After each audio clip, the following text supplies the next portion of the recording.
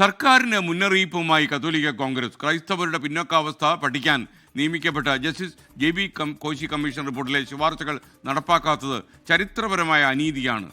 തിരഞ്ഞെടുപ്പ് പ്രഖ്യാപിക്കും മുമ്പ് ശുപാർശ നടപ്പാക്കണം. സഭാ മുഖപത്രമായ ദീപികയിലാണ് ഈ നിലപാട് വ്യക്തമാക്കിയുള്ള കത്തോലിക്ക Congress global director doctor Philip കവീലിൻ്റെ ലേഖനം വന്നിരിക്കുന്നത്. ദീപക് തെർമടം കോഴിക്കോട് വിവരങ്ങൾ നൽകും. ദീപക്, വിശദാംശങ്ങൾ. കച്ചമുറുക്കുകയാണോ? SKN ഈ നിയമസഭാ തെരഞ്ഞെടുപ്പിൻ്റെ കേളികൊട്ടുണർന്ന വേളയിൽ സഭയുടെ ഒരു നിലപാട് വ്യക്തമാക്കലായി വേണം നമുക്കിതിനെ കാണാൻ. സഭാ മുഖപത്രം, കത്തോലിക്ക സഭയുടെ മുഖപത്രം ദീപികയുടെ എഡിറ്റോറിയലിലാണ് ഇത്തരത്തിലൊരു ലേഖനം വന്നിരിക്കുന്നത്. അതിൽ വളരെ കൃത്യമായി തന്നെ ആ ലേഖനം തുടങ്ങുന്നത് തന്നെ അവഗണനയ്ക്കും നീതി നിഷേധത്തിനുമെതിരായ ജനവിധി ഉണ്ടാകണമെന്നുള്ളതാണ്. അതായത് കൃത്യമായി പിണറായി സർക്കാരിനെതിരായ, ഇടതു സർക്കാരിനെതിരായ ഒരു മുന്നറിയിപ്പായാണ് ഈ ലേഖനം എഴുതിയിരിക്കുന്നത്. അത് എഴുതിയിരിക്കുന്നത് SKN ഓർക്കേണ്ടത് കേരള കത്തോലിക്ക കോൺഗ്രസിൻ്റെ ഗ്ലോബൽ ഡയറക്ടറാണ് ഈ ഫിലിപ്പ് കവീൽ അച്ഛൻ. ഫാദർ ഫിലിപ്പ് കവീൽ നേരത്തെയും MV ഗോവിന്ദൻ മാസ്റ്റർക്കെതിരെയൊക്കെ കൃത്യമായ ചില പരാമർശങ്ങൾ നടത്തിയത് SKN ഓർക്കുന്നുണ്ടാവും.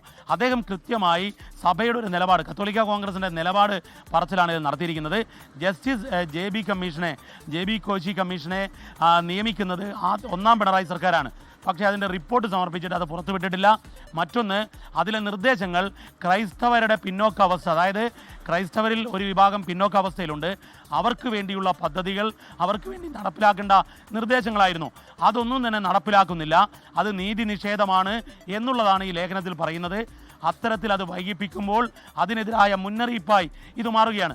മറ്റൊരു കാര്യം കൂടി അതിലുണ്ട് SKN. കാരണം ഈ നീതി നിഷേധത്തിനെതിരായ ജനവിധി ഉണ്ടാകണം എന്നുകൂടി പറയുമ്പോൾ അത് നിയമസഭാ തിരഞ്ഞെടുപ്പ് ലക്ഷ്യം വെച്ചുകൊണ്ട് തന്നെയുള്ളതാണ്.